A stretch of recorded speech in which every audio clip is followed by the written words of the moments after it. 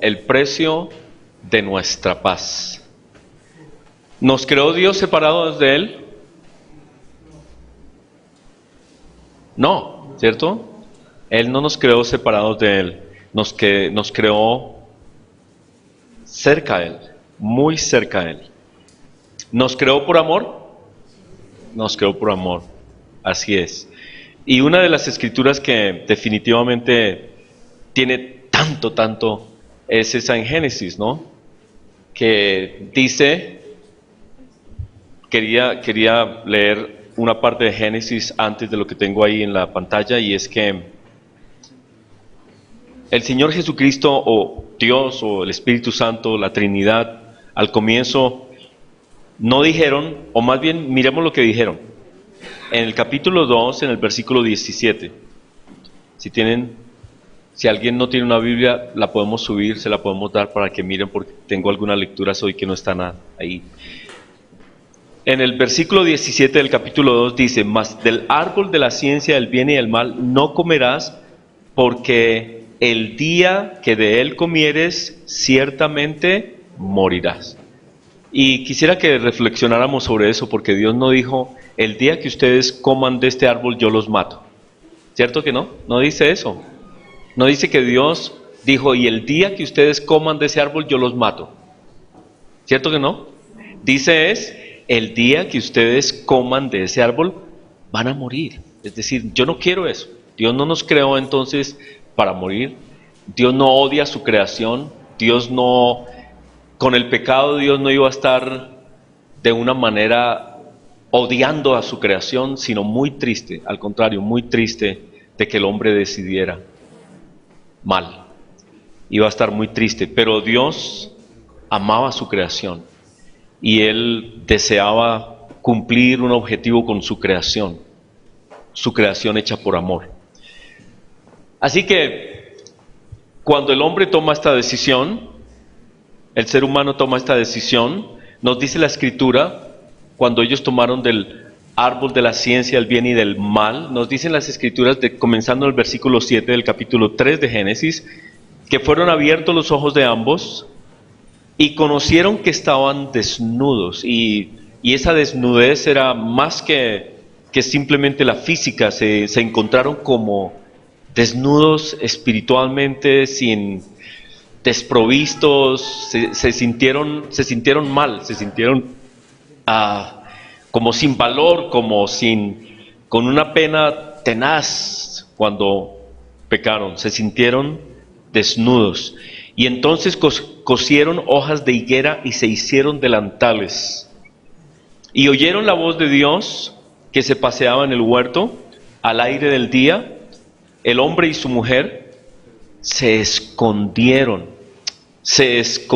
de la presencia de Dios entre los árboles del huerto. Entonces vemos dos cosas acá. La primera, se sienten desnudos, desprovistos de algo que antes tenían, y ahora se sienten que tienen miedo.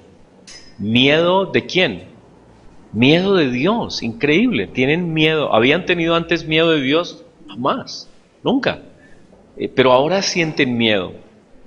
Y es un miedo, ¿por qué razón? ¿Por qué tendrán tanto miedo de Dios? Ellos de pronto pueden pensar que Dios los va a castigar o les va a hacer algún daño, o tal vez es un miedo de pena, es decir, la embarramos, qué pena con Dios, pero al mismo tiempo la embarramos, pero no queremos volver había algo en ellos que querían probar. Así que tuvieron miedo, se escondieron entre los árboles del huerto, y Dios los llamó al hombre y le dijo: ¿dónde estás? Y él respondió: oí tu voz en el huerto y tuve miedo, porque estaba desnudo y me escondí. Y entonces miren, estaba desnudo y me escondí. Entonces mire todo lo que produjo esa separación, ese pecado. Tuvieron miedo, se sintieron desnudos y se escondieron de Dios. Se escondieron, se apartaron, se alejaron, se sintieron como que algo había pasado en esa relación con Dios. Y Dios, como les dije, no los creó para matarlos, ni los iba a matar. Al contrario, lo que vemos en las Escrituras es que Dios hace una promesa, en medio del pecado hace la promesa de un Salvador, y en medio del pecado les quita esos vestidos que ellos se pusieron y les pone otros vestidos que tienen un símbolo muy lindo, y es que Él es quien los cubre. Él, yo soy quien los cubre. Así que, contrario a toda la imagen que tenemos de un Dios que los maldice y los odia y los quiere destruir, al contrario, Dios le da tristeza que el ser humano haya escogido ese camino, y Dios en medio de su pecado les hace un anuncio de esperanza. Y Dios les protege para que no tomen de la vida eterna en pecado. Dios no quería que ellos sufrieran eternamente en esa situación en la que estaban, y Dios los protege y los saca del Edén, y en ese momento comienza el mundo que hoy conocemos. Y el ser humano entonces por sí mismo no puede encontrar ese camino otra vez, no puede volverse, él no puede devolverse, no puede, porque está cerrado ese camino. Dios lo cierra, el camino a él otra vez está cerrado, porque en la condición en que el hombre está no puede llegar a Dios. Dios no quiere que entren así a tomar la vida en pecado, en esa actitud en la que tienen, y no pueden buscar por ellos mismos el camino de paz, no lo pueden encontrar. Y este hombre, que es un hombre muy conocido, Jean-Paul Sartre, que es un filósofo, estaba buscando como esta es la cita perfecta que estaba yo buscando, porque él dice esto: que Dios no existe, no lo puedo negar. Que mi cuerpo entero pide a gritos a Dios, no lo puedo olvidar.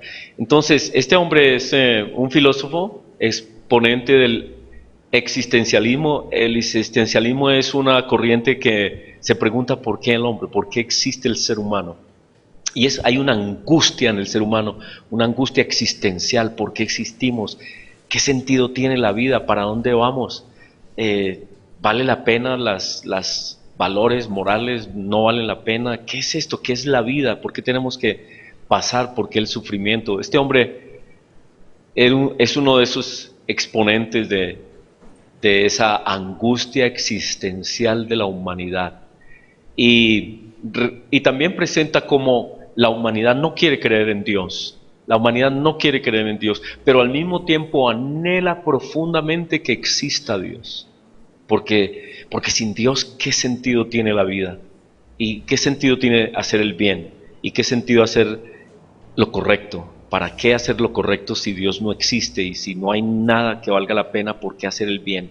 ¿Y por qué no asesinar y matar? ¿Y qué diferencia hay entre el que se comporta bien y el asesino, y el fletero, ¿no? El que asesina fríamente, el que mata?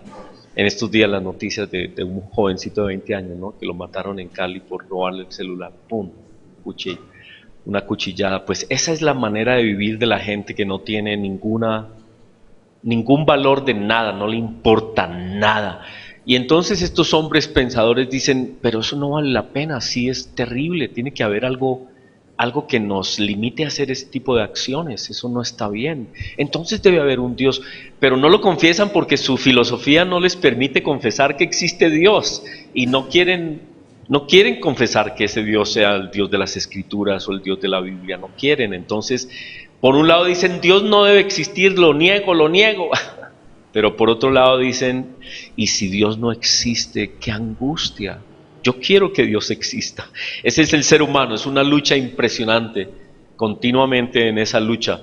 El ser humano no podía volver a encontrarse con Dios solo por él mismo. Y eso lo deja claro Romanos capítulo 3. Vamos a leer Romanos capítulo 3 del 9 al 18. Romanos, tengo ahí en la pantalla, pero lo quiero leer acá. Porque Romanos 3 nos dice que no hay ni uno solo bueno, nadie. ¿Qué pues? ¿Somos mejores que ellos? En ninguna manera. Pues ya hemos acusado a judíos y a gentiles que todo el ser humano está bajo pecado. Es decir, todo el mundo fue sacado del Edén. Como está escrito: no hay justo ni aún uno. No hay un solo justo, no hay uno solo. No hay quien entienda, no hay quien busque a Dios, todos se desviaron, a una se hicieron inútiles, no hay quien haga lo bueno, no hay ni siquiera uno. Y uno dice, bueno, ¿y los hombres de Dios? No, vayan, miren la vida de los hombres de Dios y verá que eran buenos, era por la gracia de Dios, no porque fueran muy buenos de sí mismos. No hay ni siquiera uno. Sepulcro abierto es su garganta, con su lengua engañan, veneno de áspides hay debajo de sus labios. Su boca está llena de maldición y de amargura, sus pies se apresuran para derramar sangre, quebranto y desventura hay en sus caminos y no conocieron camino de paz. El ser humano no conoce el camino de paz, el ser humano no conoce el camino de regreso a casa, no sabe cómo llegar. Él solo, el ser humano solo no puede llegar a Dios, es imposible, no conoce el camino de la paz, no lo conoce. No hay temor de Dios delante de sus ojos. Así que el ser humano solos, nosotros solos, si Dios nos dejara solos, abandonados, no haríamos lo que es bueno, ya tal vez, quién sabe si existiríamos, ¿no? Pero Dios tenía un propósito. El Dios de las Escrituras, el Dios de la creación, tiene un propósito con nosotros. A pesar de que nosotros no conocemos el camino de paz, Dios sabía que nosotros no lo podíamos lograr. Ninguno de nosotros, nadie, no hay ni uno solo bueno. Cuando hay personas que no piensan demasiado en sí como buenos, tienen problemas realmente, tienen problemas y tenemos que confesar que si hay algo bueno en nosotros es porque de alguna manera permitimos que Dios esté en nosotros, porque de nosotros mismos no podemos hacer el bien. Estamos alejados de esa manera de pensar, estamos alejados del camino de la paz. Y este versículo para memorizar está un poquito más adelante en las Escrituras, dice, todos pecaron y están destituidos de la gloria de Dios, Romanos 3. Y bueno, hay algunas personas que dicen, bueno, sí, ¿qué? Yo pequé y a mí qué me interesa. Pero eso otra vez, volvamos a Jean-Paul Sartre, ¿no? Por un lado ellos dicen, a mí qué me interesa, pero cuando otros les hacen daño y cuando la maldad de otros recae sobre ellos, dicen, uy, no, pero no debiera existir este mal. El mal que me hacen es terrible. Cuando alguien sufre la maldad de otros, dice, no debiera haber este mal, entonces debe haber bien.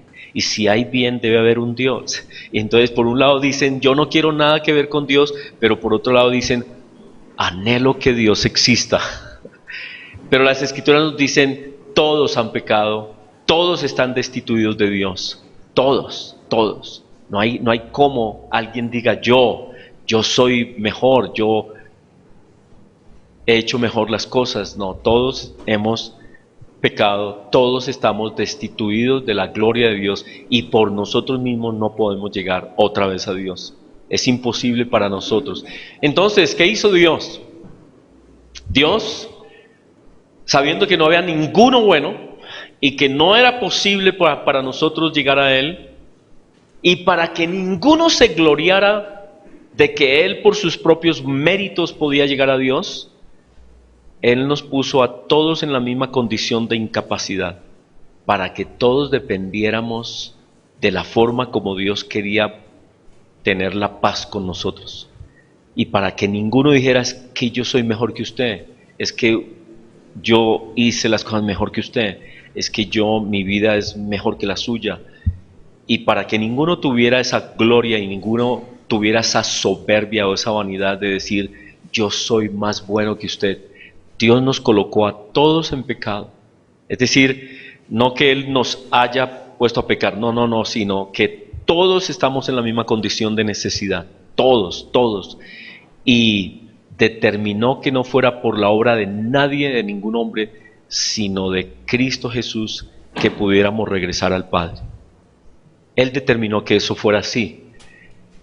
¿Por qué? Por el puro afecto de su voluntad, como dice en Efesios, porque Él lo quiso así, por el afecto, porque Él deseó hacerlo así.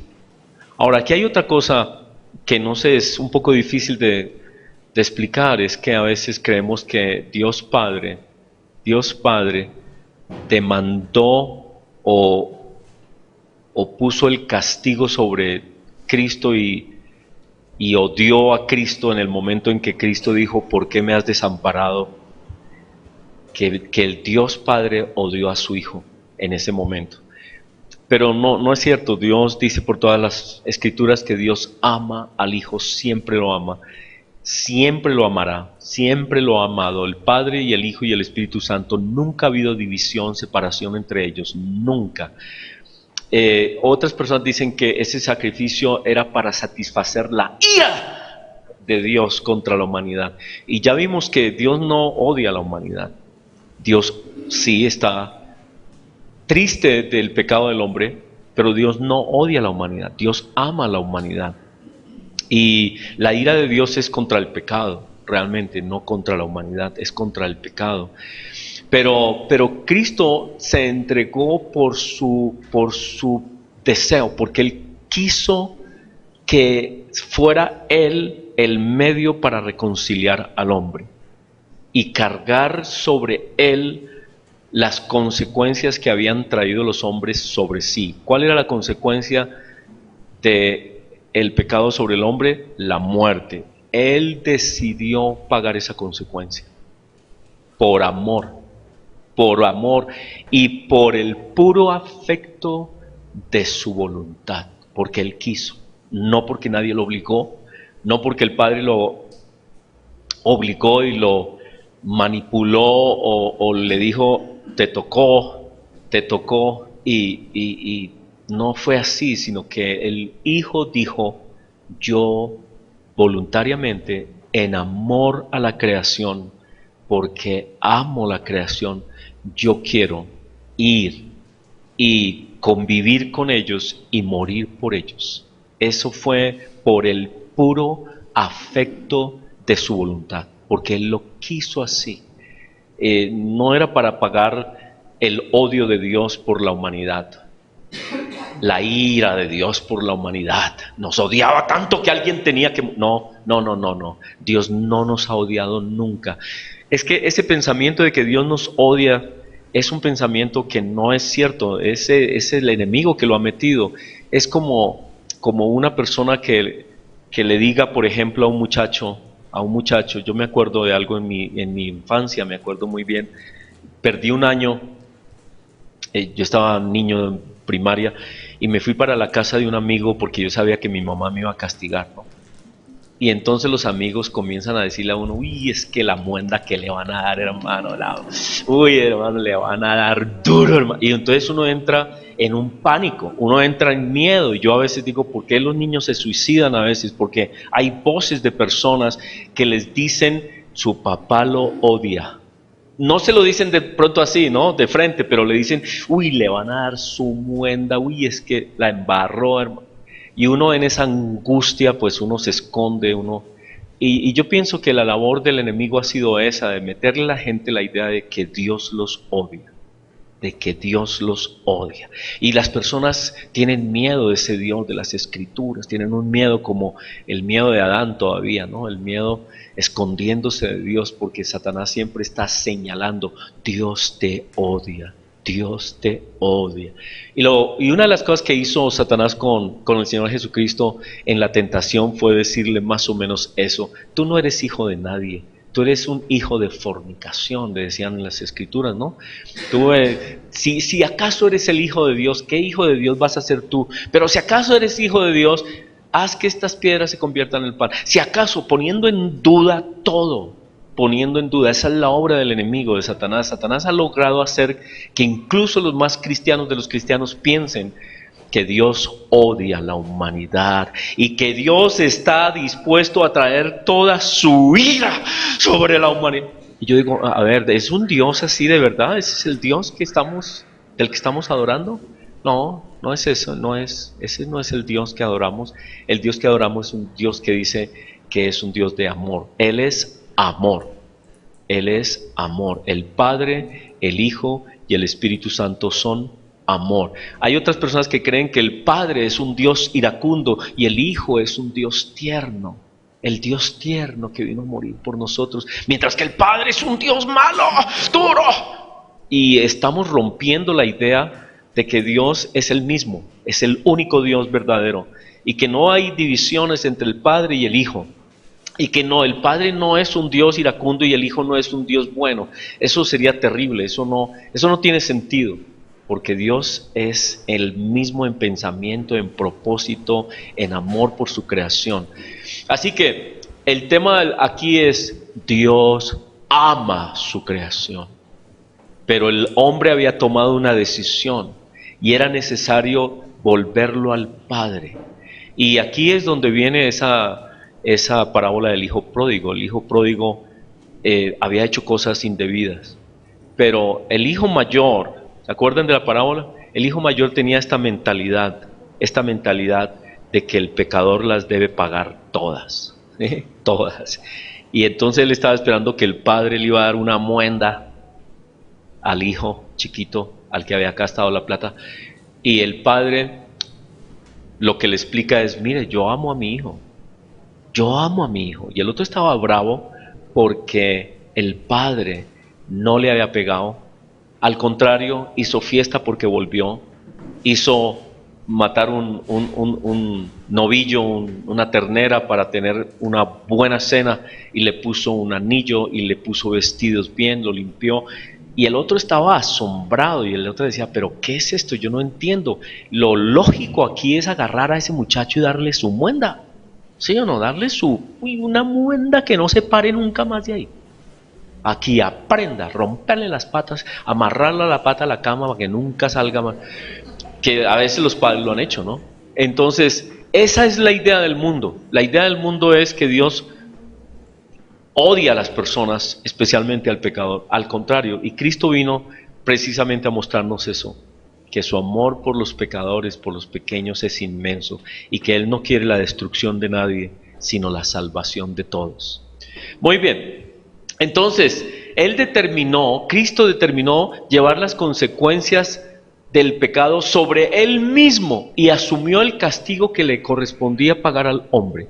Y por eso esta escritura de Isaías, hemos leído ese capítulo de Isaías que dice: mas Él herido fue por nuestras rebeliones, molido por nuestros pecados, el castigo de nuestra paz. Él es el castigo de nuestra... algo como contradictorio, ¿no? Contradictorio. Es que Él es el camino de nuestra paz. Él es el que nos dio paz, el que nos pone en paz con Dios. Fue sobre Él y por su llaga fuimos nosotros curados. Y entonces nosotros los cristianos sí citamos esta escritura para hablar de que en Cristo tenemos sanidad física. Y eso está bien.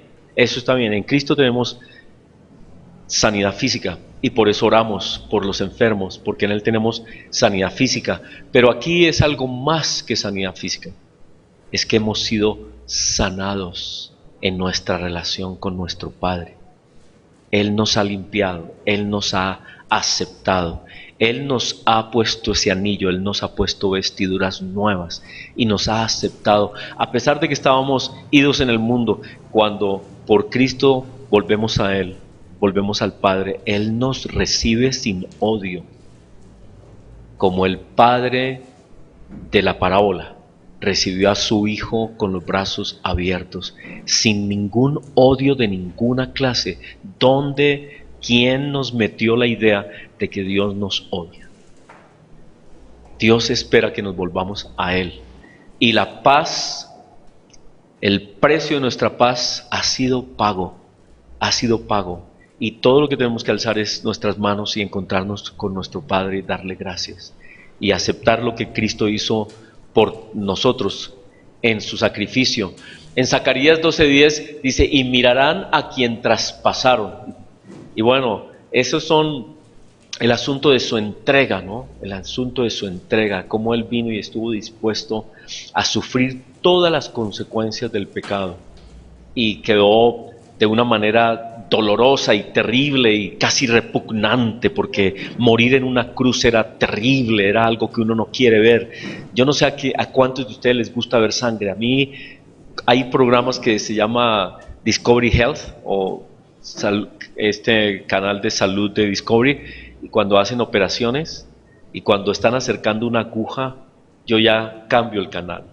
Yo no puedo con una aguja que va a entrar hacia la carne. No puedo. Y mucho menos con un bisturí, ¿no? Cuando van a hacer un bisturí, y estaba viendo la otra vez que estaban haciendo una cirugía estética para abrirle aquí los párpados. No, cámbiese. No puedo. Esto es escandaloso. La cruz es algo escandaloso. La cruz es algo escandaloso. La sangre es escandalosa. Y el sacrificio de Jesucristo fue escandaloso. Fue algo impresionante, fue algo terrible, fuerte.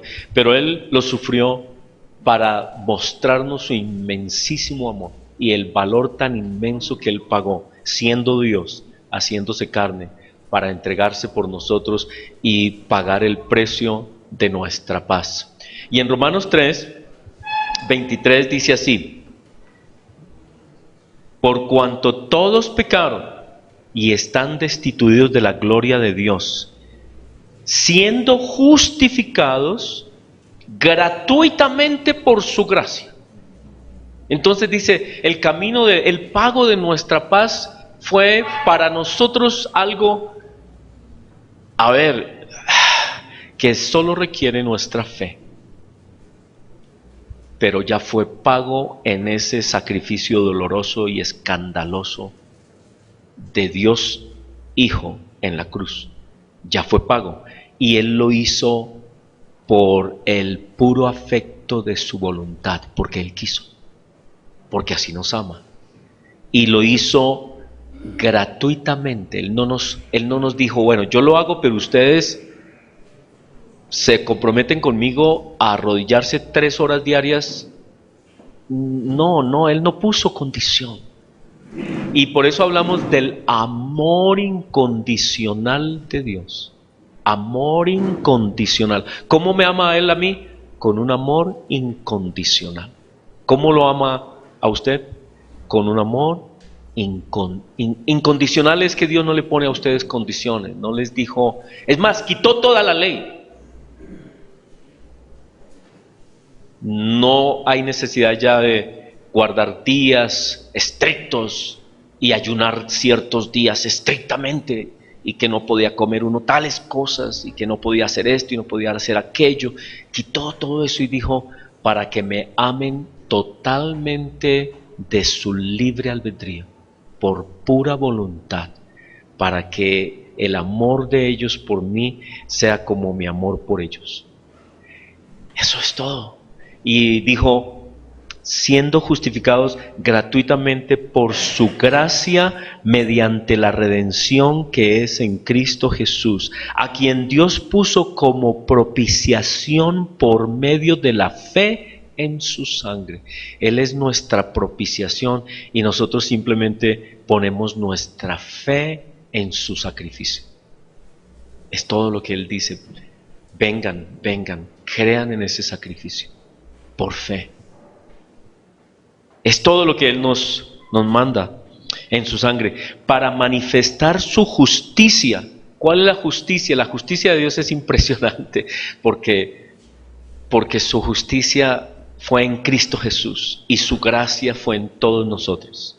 Su justicia fue en Cristo Jesús, su gracia fue en todos nosotros. A causa de haber pasado por alto en su paciencia los pecados pasados, con la mira de manifestar en este tiempo su justicia, a fin de que Él sea el justo. Entonces Dios no quiere que nadie sea justo por su propia cuenta pueda llegar a esa paz. No, Él es el justo, es la justicia de Él, la de Cristo, para que no peleemos entre nosotros, para que no digamos es que yo soy mejor, para que no digamos es que yo asisto a tal iglesia y esa es mejor iglesia que la suya, para que no digamos esas cosas, para que no nos comparemos, para que no peleemos, y aún así peleamos, ¿no? Pero Dios dijo, no es por sus obras, es que la justicia es la mía. Eso es lo que dice acá. Dice, con la mira de manifestar en este tiempo su justicia, a fin de que Él sea el justo y el que justifica al que es de la fe de Jesús. Él es el que justifica, Él es el justo, nosotros no. Romanos 3 ya lo leímos. Nadie, ninguno ha hecho el bien. De tal manera que la justicia es exclusivamente la de Él. Y entonces Él nos viste, Él es el que nos viste con esas vestiduras de que hemos sido limpios por su obra. Otro versículo para memorizar. Este es un versículo muy lindo, porque cuando entendemos lo que Él ha hecho y que todo depende exclusivamente de lo que Él hizo y que de mí se requiere creer solamente. Dice así: justificados pues por la fe.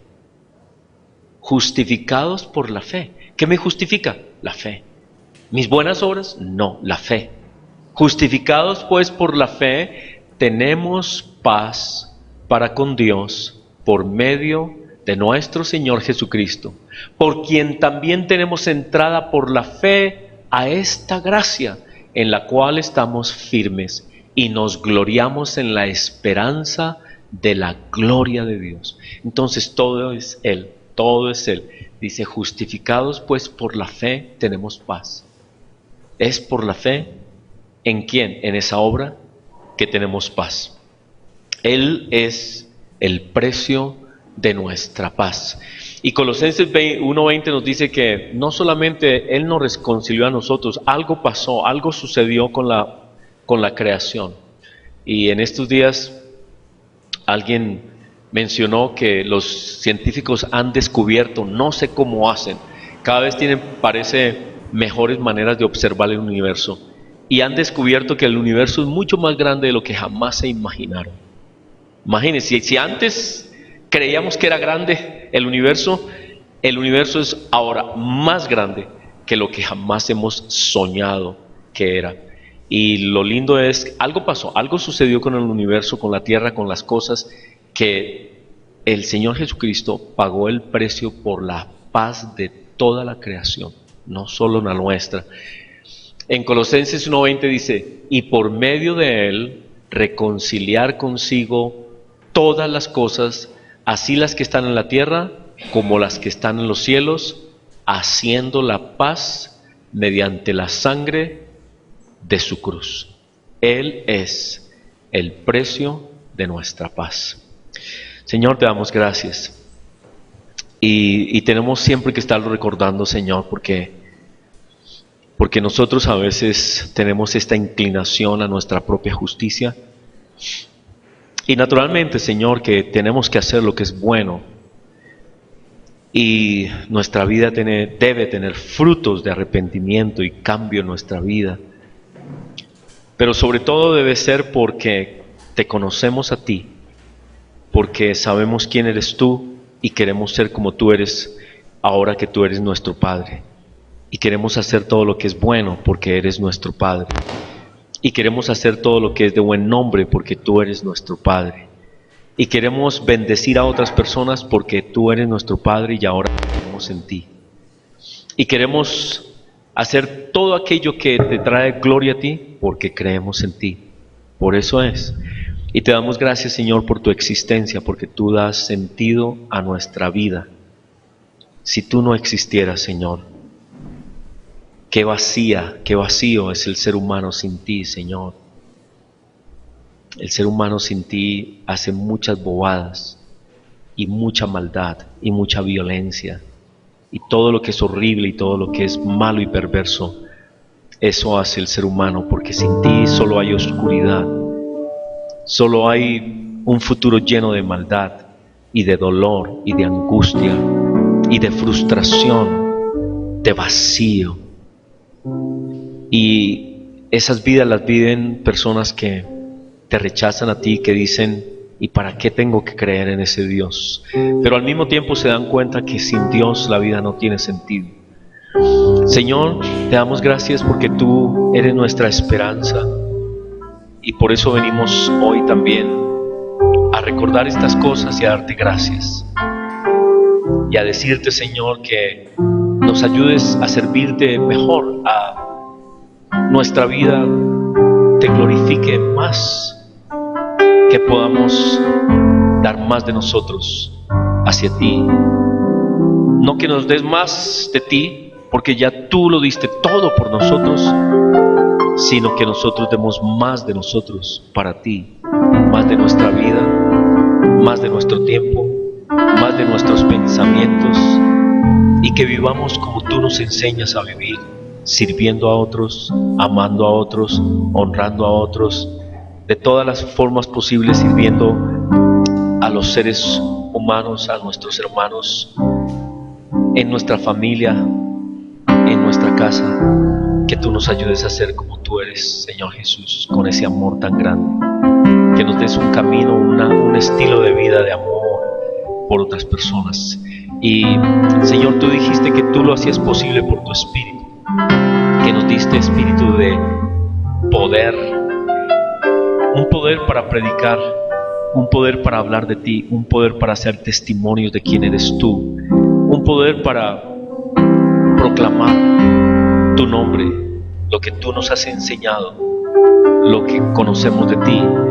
Y tú nos has dado el amor para hacerlo de esa forma con las demás personas, por amor, no con acusación, no por miedo, no porque les digamos que hay un Dios que los odia y que los va a castigar y que los va a destruir, sino porque tú eres un Dios de amor, y nuestro mensaje debe estar en el contexto de ese amor tuyo, para que los demás sepan que tú eres un Dios de amor, no eres un Dios terrible en el sentido de que odies la humanidad. Y Señor, y tú nos dices que nos has dado un espíritu de dominio propio, para que podamos nosotros dominar nuestros deseos de esta carne,